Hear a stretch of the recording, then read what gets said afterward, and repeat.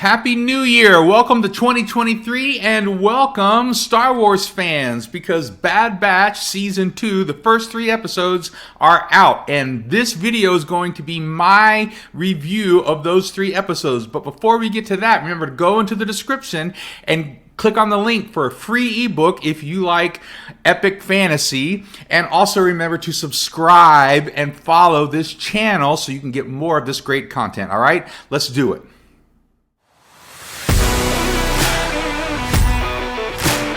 Welcome back to Great Stories Change the World. This is the YouTube channel where a science fiction fantasy author, me, looks at different forms of media, especially movies, books, TV shows, streaming and otherwise, and I analyze them and review them because I want to help people become great storytellers, because I do believe, as is the name of the channel, that great stories change the world. So today we're going to be looking at the Bad Batch Season 2. Now, if you're not familiar with the first season, then go watch it. I think it's a great season. It's got a decent number of episodes. They're like a half hour each. But this is from Dave Filoni, the same guy who was in charge of the Clone Wars, and then he and Jon Favreau with The Mandalorian.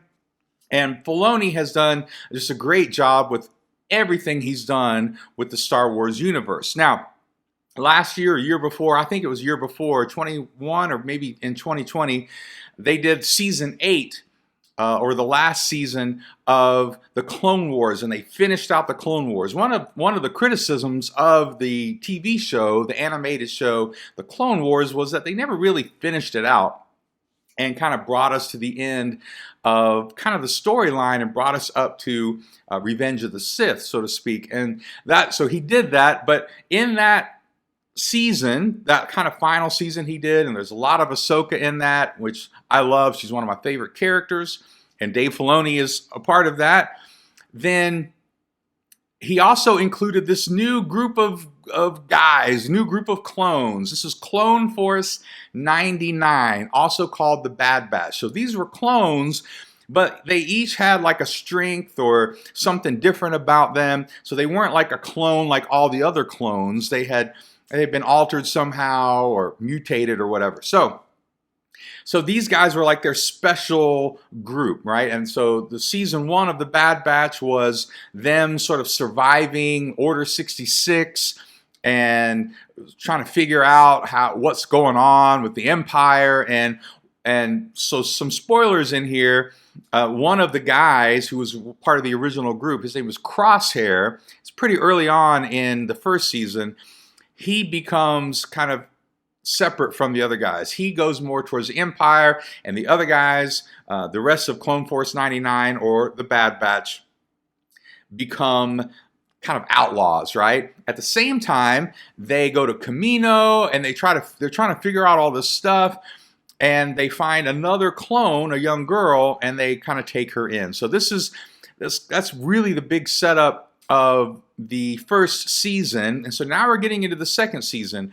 And in the second season, we're kind of kicking it off right where the first season left off, where the Bad Batch they're kind of like the A-Team a little bit. Not really, but they're like the A-Team. They're pirates, or they're smugglers, or what have you. It's somewhat similar to something like, Firefly was, if you love that show, where they're kind of outside the system and they're taking these jobs from kind of the underground gangsters, and their main contact, I think her name is Sid, and she's an alien, and she tries to get them these jobs. So the first season kicks off with her trying to get them to take on this new job. So I'm going to go over the 3 episodes here today. I'm just going to kind of make a few comments.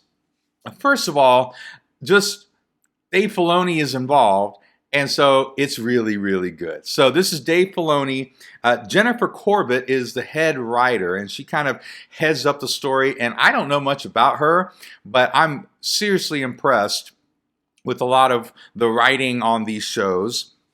And I wouldn't say Bad Batch is as good as the Clone Wars in general, But it's definitely a great Star Wars show. It's not as much about Jedi. It's more about these clones and the transition from, Revenge of the Sith to kind of that time period between Revenge of the Sith and A New Hope, and the Empire coming to power and all that stuff. So they're dealing with a lot of those issues through the lens of this group of guys who have adopted this girl. Her name is Omega. So there's Clone Force 99. And by the way, one guy does all the voices. D. Bradley Baker, he does all the voices of all the Bad Batch, which I think is pretty cool, actually. And there's some voice actors doing some of the other stuff. Now, the first episode is Spoils of War. So basically, Sid kind of starts talking to the Bad Batch, and she's like, look, Count Dooku kind of pulled together a lot of wealth from separatist nations. He was kind of stealing from different planets and different systems. And so he's got this war chest, and it's this huge treasure on his home planet. So what I love about what Dave Filoni and then Favreau does it too, and it's because they're working together, is they have these sort of connections to the rest of the universe and other movies, and yet they do it well. They actually do a really good job coming up with some new things and new stories, but still kind of grounding us and showing us different areas of the Star Wars universe and the galaxy and all of that sort of stuff. And so at first they say no, but then they say yes because, they didn't want to because it was dangerous. But Sid is, Sid has like the pitch, right? The pitch is, hey, guess what? If you pull off this job, you'll never have to work again. You can retire. And they like this idea because they don't want to put Omega in danger.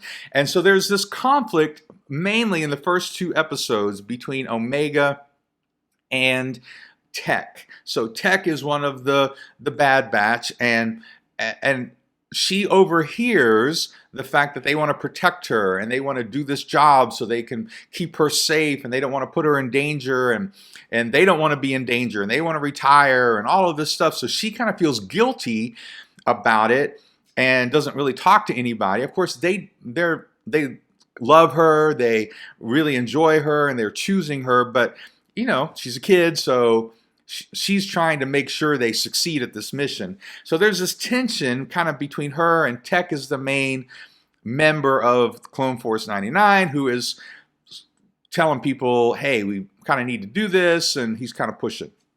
So, of course, that is great writing. Okay, so part of this channel is to talk about what great writing is, and part of what's great writing about these seasons of the Bad Batch is they are exploring the big meta idea, which is there's an empire, there's an emperor, there's oppression, and they're doing that, but they're doing it through a lens of a group that we care about, and they're misfits, right? Misfits are a huge positive when you're telling a story. Get people to connect with misfits. Everybody feels like a misfit. So they've got these group of misfits, but they're fun, and and there's a community, and yet at the same time we're seeing what's happening when we know what's happening, but so they're not making the stakes whether or not the empire is going to become the empire, right? Or they're making the stakes more personal to them. And this is something that, if you watch my other videos on the Rings of Power, that the Rings of Power failed at. The Rings of Power went back in time to a time we all know what's going to happen. They're going to make the rings. They're going to do the things, right? These people are going to survive. We know all that.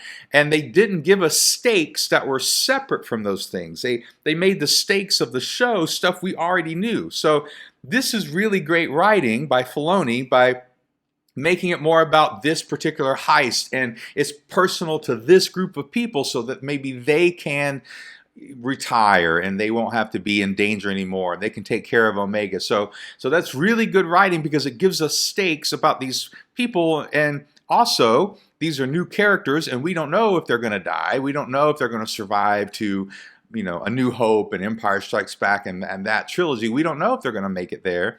So I think it's really good writing, and it's something that we should pay attention to, especially as a lot of these larger franchises like Marvel and all this stuff, they're doing prequels, they're doing these other kind of offshoots and TV shows. When as you get into streaming, you have to figure out how to do that in your writing, because to give stakes that people, they don't know what's gonna happen, and you make it personal. So very good job.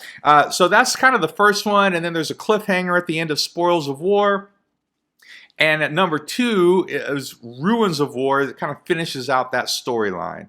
And I really dig that whole storyline. I dig the personal kind of conflict between Tech and Omega, and I won't spoil what happens, but I dig it. And I think they did a great job, as usual, as Filoni usually does. Now, episode 3 is a very interesting episode. In episode 3, we are focused just on Crosshair. So Crosshair is recovering, and now he's ready to get back into action. He's recovering from season 1 and some of the battles and stuff, and he's ready to get back. Now, Crosshair, if you don't know, he's like a marksman, like a sniper. That's his main strength, right? But he's also just a good soldier overall. They're all good soldiers when they have their strengths, like the A-Team, right?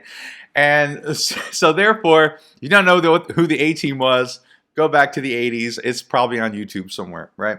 But before you do that, pay attention, right? So all that to say is we're looking at Crosshair, and Crosshair gets involved in a mission because there's this planet and the Empire is trying to take over the planet. They send a governor there, and this planet is Desix, and they happen to be the same kind of people with they have like helmets on, and they have the weird voice, just like Princess Leia was in Return of the Jedi. So when in Return of the Jedi, when Princess Leia shows up at Jabba's palace and she's dressed like a bounty hunter, and now we know, oh, it was kind of this group of people. So she was kind of pretending to be this group of people. And we see a little bit more of that planet. Again, these are little things that Filoni does, and I love the way he does this stuff. And it's really cool. And of course, we see how the Empire is coming in and saying, we don't care if you're an independent planet. We are for the safety and security of the galaxy, so we're going to take you over and kill you, even if you don't want to, right? And that's an oppressive government thing, and very common with oppressive governments. And so they're showing it through this one character, Crosshair, and we bring Cody in. So he brings Cody back in, who was a major character in the Clone Wars and Rebels and some of these other things. And so therefore, we kind of see them working together as clones, and there's this transition happening between the clones and then the new soldiers, the stormtroopers coming in, and so we start to see some of that. And again, when you are a huge Star Wars fan, that's cool to see, but that doesn't make it great story. Those are great, ideas, and they're great things to see, and it's a backdrop, and we want to see that stuff. But what makes it a great story is the kind of the moral decisions that Cody and then Crosshair have to make, because they're trying to rescue this guy from the Empire, but they want to take over this planet, and they're being used as instruments of the Empire. And it's a very complex episode when you really think about it. And there's some moral decisions that have to get made by the end, and that's what makes it a good story, is that yes, there's action, and we get to see these guys be really cool and do all this cool stuff, but it's really an interesting episode. So far, I am really encouraged and enjoying the first 3 episodes of The Bad Batch Season 2. You let me know what you think of these 3 episodes. Put it in the comments. Let me know what you think, and I will see you later. Remember to subscribe, all right? Peace.